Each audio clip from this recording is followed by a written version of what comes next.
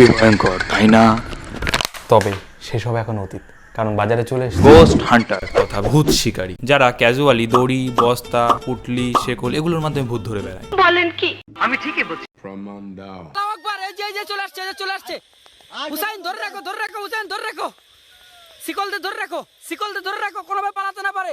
তোর ঘরে কাজ নেই, তুই লোকের ঘটি নাড়াতে এসছিস মনা? এই যে এর ভিতরে একটা চলে আসছে। বাহ, অসাধারণ। ওদিকে একটা ভূত শিকল দিয়ে ধরে রেখেছে, আর এদিকে আরেকটা ভূত পুটলির মধ্যে নাকি আটকে রেখেছে। ভূত না কুকুর?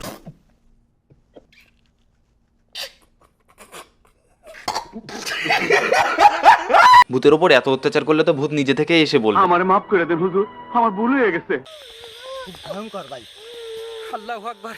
ভাই আমি সবচেয়ে বেশি ভয় পাচ্ছি সেটা হচ্ছে এই যে মনে করো যে প্রিয় বন্ধুরা আপনারা আমার সঙ্গে থাকবেন। কি বলে? আমি হচ্ছি বেশি ভয় পাচ্ছি। মনে করেন যে প্রিয় বন্ধুগণ আপনারা আমার সঙ্গে থাকবেন। আরে বলতে কি চাচ্ছ সেটাই তো বুঝলাম না। এই যে এই বাচ্চা যে ভূতটা এর ভিতরে আটকাই ফেলছে অলরেডি আমাদের এই যে লাবলু ভাই, আমি আজকে এই লাইভের ভিডিওর মাধ্যমে আমি আমার গোস্ট হান্টারের যত বন্ধুরা আছে, দর্শক আছে, আমি দেখাতে চাই। আপনি কি পারবেন লাবলু ভাই? অবশ্যই পারবো। ফেক গোস্ট ব্লগ বানিয়ে মানুষদের কি বোকা বানাতে পারবেন লাবলু ভাই? অবশ্যই পারবো। তবে এই ফেক ভিডিও যদি ধরা পড়ে এবং আপনি মার খান, তা কেমন হবে? ভয়ঙ্কর ভাই, খুব ভয়ঙ্কর ভাই। প্রিয় বন্ধুরা, ওটাকে আজকে আমরা ক্যামেরার সামনে এনে আপনাদেরকে দেখাবো। সে না হয় দেখাবেন, কিন্তু এই লাবলু ভাইয়ের কি হলো আবার?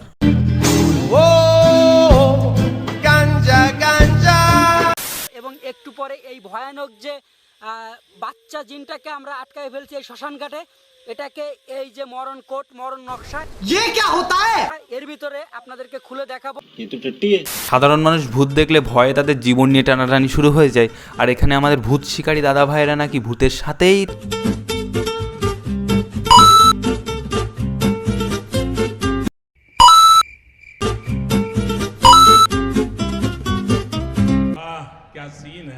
তো লাবলু ভাইয়ের ভূত ধরার কৌশল দেখে আপনারাও যদি আমার মতন তার ফ্যান হয়ে থাকেন, তাহলে তার উদ্দেশ্যে এই কথাটা বলতে পারেন।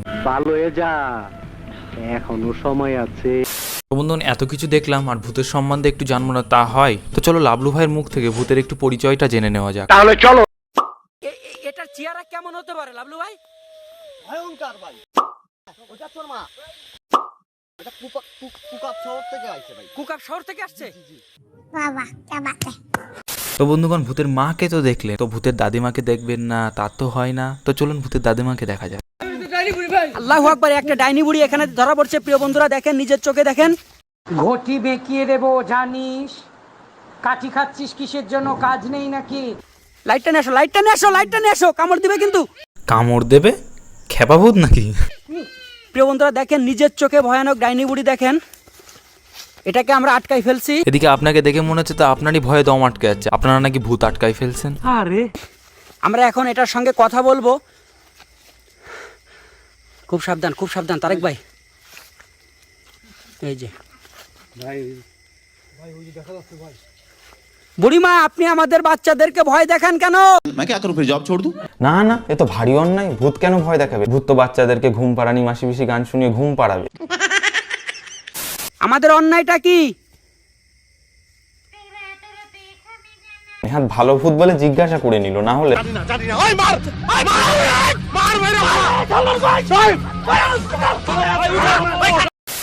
আর এদিকে এরা।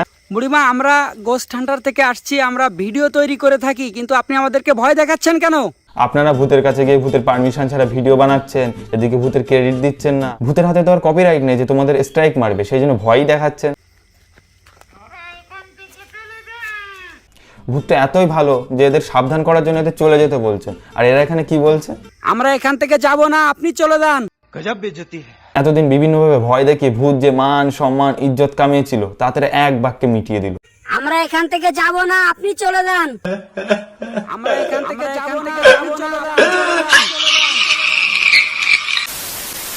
এরপর থেকে ওই দিনটি গোটা ভূত সমাজের কাছে চরম লজ্জার হয়ে গেল, এবং এখনো রাতের অন্ধকারে যদি কেউ আগানে বাগানে যায়, এই এক আওয়াজ শোনা যায়।